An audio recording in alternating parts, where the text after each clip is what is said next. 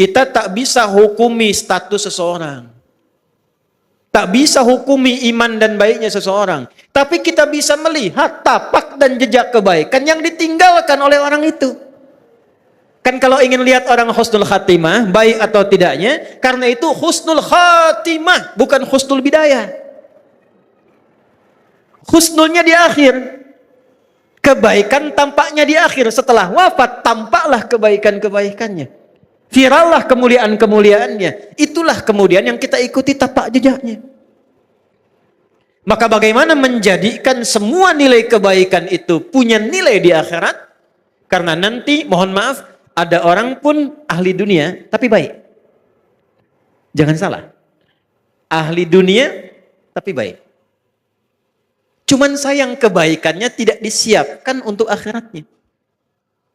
Zaman Nabi itu ada orang belum beriman, non-muslim. Baiknya luar biasa. Sedekah ke orang. Sosialnya tinggi. Mengatasi kesulitan orang lain. Bantu memudahkan akses. Maka Sayyidah Aisyah radhiyallahu taala anha bertanya pada Rasulullah, "Ya Rasulullah, wahai Rasulullah, bagaimana status orang ini di akhirat? Sementara dia ini baik sekali tapi imannya belum ada." Maka turunlah Quran surah ke-25 ayat ke-23. Wa qadimna ila ma 'amilu min 'amalin faj'alnahu haba'an manthura. Wa qadimna na'nya li ta'zimin nafsi fi ta'zimin sya'ni. Menunjukkan keagungan Allah pada sesuatu yang sangat penting. Jadi kalau kita terjemahkan dengan tafsir, demi keagunganku dan keadilanku, aku berikan balasan untuk dunianya. Tapi di akhirat dia tidak bernilai. Jadi kalau ada orang berbuat baik untuk dunia, tapi dia tidak siapkan untuk akhiratnya, keadilan Allah menjawab dan membalas kebaikan dia itu di dunia. Tak adil kalau Allah balas di akhirat. Sebab dia berbuat baik dengan hukum dunia, maka Allah balas pula dengan hukum dunia. Tuh. Baiknya karena dunia, maka diangkat orang itu. Disebut-sebut orang itu. Disanjung orang itu. Ada pula yang mendoakan. Tapi kalau tidak ada kunci akhiratnya, di akhirat kebaikan itu hanya akan menjadi debu yang berterbangan. Detil Al-Quran. Debunya terbang. Kalau terbang kan tak bisa ditimbang. Kalau debunya hinggap, masih ada berat. Tapi kalau debunya terbang, bagaimana menimbangnya? Maka kunci pertama, bagaimana kita menyiapkan bekal ke akhirat tanpa meninggalkan dunia. Yang pertama, rubahlah rutinitas dunia kita menjadi ibadah. Satu. Maka berubahlah perbuatan kita dari sekedar rutinitas amal, punya sifat ibadah, namanya soleh. Maka amalnya berubah menjadi amal soleh. Setiap amal yang menjadi soleh, maka dia punya sifat baru, namanya hasanah. Ketika amal menjadi hasanah, maka dia punya poin. Poin inilah yang disebut bekal akhirat, namanya ajrun, yang kita sebut pahala. Pekerjaannya tetap dunia. Tapi pekerjaan dunia ini karena diniatkan menjadi ibadah, amalnya menjadi soleh, perbuatan baiknya diridhai Allah menjadi hasanah, maka setiap hasanah punya nilai akhirat. Dari mana dalilnya? Quran surah ke-6 ayat 160. Man jaa'a bil hasanati falahu 'asyru amthaliha.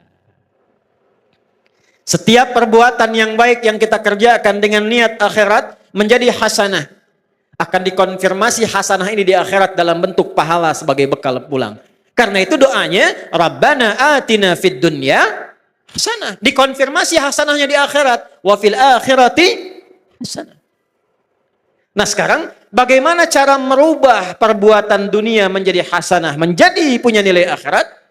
Kerjakanlah dengan menggunakan iman. Saya ulangi, pakai iman. Itulah yang menjadikan hampir kata-kata amal soleh dalam Al-Quran didahului oleh kalimat iman. Contoh, surah 103. Wal 'asr. Innal insana lafi khusr. Illa alladhina amanu. Wa amilus soleh. Jadi kalau ada iman, sudah pasti perbuatan kita itu dibimbing iman jadi amal soleh. Bukan sekedar amal. Kalau amal saja belum tentu soleh, jadi dunia. Ini gelas untuk minum. Diisi air, kemudian kita minum. Minumnya pakai iman. Maka minum itu amal, meminum menggunakan iman berubah amal menjadi soleh. Minumnya fungsi menghilangkan haus. Imannya menjadikan aktivitas minum punya nilai ibadah. Dituliskan 10 pahalanya. Jelas? Yuk kita detilkan ya. Kita detilkan. Pelan-pelan. Rubah kegiatan dengan menggunakan iman. Bapak Ibu kalau ingin mau cek, semua fungsi tubuh kita ketika disebutkan dalam Al-Quran, itu umumnya disebutkan imannya dulu, baru fungsi tubuhnya. Jadi kita ini melihat saja sekarang, itu pakai iman, Bu. Kalau ingin dapat pahala akhirat. Jadi urusan melihat saja ini ada pahalanya. Urusan bicara pun ini ada pahalanya. Kapan melihat berpahala? Kapan berbicara melahirkan pahala untuk bekal akhirat? Ketika melihat, berbicara, mendengar menggunakan iman. Saya tanya ibu sebentar. Bu, apa fungsinya mata? Tuh, salah kan? Mata bukan sekedar melihat. Kalau melihat saja, itu fungsi dunia, tidak beda dengan hewan. Kambing melihat. Kambing melihat tidak? Melihat. Ayam melihat. Elang melihat. Mata elang lebih tajam dibanding mata kita. Elang di udara, anak ayam kelihatan. Ibu naik Garuda, anak sendiri tak tampak. Hah? Tapi mata kita dihisab, mata elang tidak. Karena itu, karena hisab adanya di akhirat, maka hukum akhirat kita pakai, melihatlah pakai iman. Dari mana rumus melihat pakai iman? Laki-laki Quran surah ke-24 ayat 30, perempuan ayat 31-nya. Imannya disebutkan, baru fungsi matanya. Qul lil mu'minina yaghuddu min absarihim. Qul katakan Muhammad, viralkan. Bahasa sekarang viralkan tuh, viralkan. Ya, karena orang sekarang senang yang viral. Ya. Kalau Nabi sudah sampaikan, sudah kita like and subscribe saja. Tidak usah banyak komen, tinggal viralkan. Qul lil mu'minina, Muhammad katakan, viralkan pada pria-pria yang masih merasa punya iman. Awas loh. Bentuknya, awas hati-hati. Isim fa'il dalam bentuk maf'ul, kata benda, bukan kata kerja. Allah tidak mengatakan qul lil ladzina amanu. Allah tegaskan kullil mu'minin. Ketika ada objek, ya, kita yang diminta ini, objek itu kita. Ya, yang diminta oleh Allah, menggunakan kata benda, isim, itu hukumnya lebih kuat dibandingkan kata kerja. Karena benda tidak berubah. Pekerjaan masih bisa berubah. Ya, contoh, ini gelas sampai kiamat kurang 2 hari tetap akan jadi gelas. Tidak akan pernah jadi ayam. Karena benda. Tapi semua terkait pekerjaan, ya, maaf, termasuk masuk kepada sifat, karena dia unsur pekerjaan pasti berubah. Sayang, itu sifat yang masuk pada kata kerja. Orang tua sayang pada anak, diberikanlah pelukan, diberikanlah senyuman, pekerjaannya itu. Ya, tapi sayang itu tidak selamanya akan sama. Coba ibu saya tanya, suami ibu dari awal nikah sampai sekarang sayangnya sama enggak? Ah, kencang tuh. Tidak. Ke masjid itu berangkat, pekerjaan. Bisa ada orang semangat, bisa ada orang lambat, tergantung motivasi. Tapi kalau benda tidak berubah. Maksudnya apa? Ini sepanjang mata masih tetap jadi mata, bagi orang beriman fungsinya tidak akan berubah.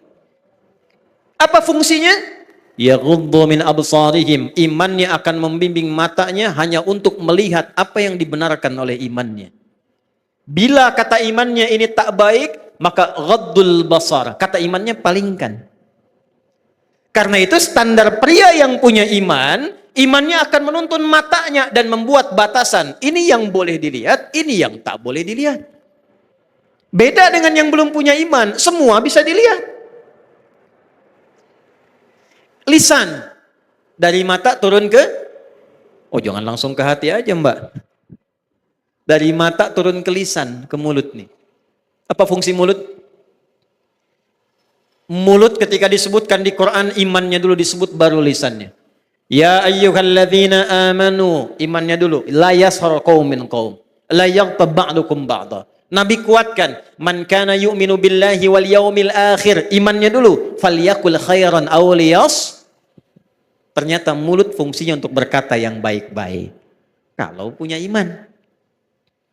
Jadi kalau kita bicara, bicaranya dituntun oleh iman, setiap bicara kita dituliskan pahala itu. Untuk bekal pulang. Jadi pahala itu bukan hanya dalam sholat. Pahala bukan hanya dalam zikir. Setiap kata-kata kita zikir. Setiap langkah kita itu zikir. Kalau diniatkan lillah untuk ibadah, itu ada pahalanya.